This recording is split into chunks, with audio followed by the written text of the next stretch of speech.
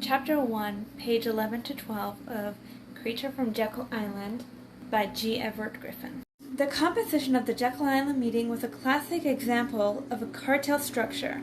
A cartel is a group of independent businesses which join together to coordinate the production, pricing, or marketing of their members.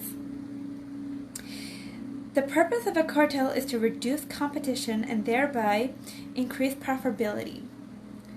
This is accomplished through a shared monopoly over their industry, which forces the public to pay higher prices for their goods or services than would be otherwise required under free market competition.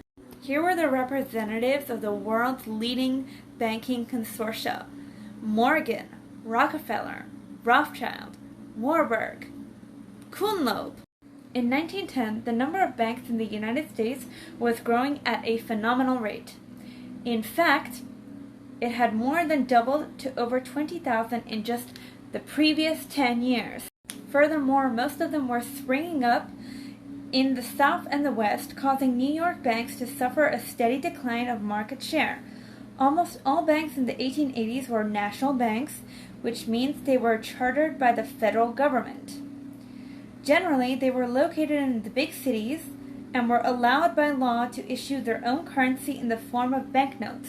Even as early as 1896, however, the number of non-national banks had grown to 61%, and they already held 54% of the country's total banking deposits. By 1913, when the Federal Reserve Act was passed, those numbers were 71% non-national banks holding 57% of the deposits. In the eyes of those duck hunters from New York, this was a trend that simply had to be reversed.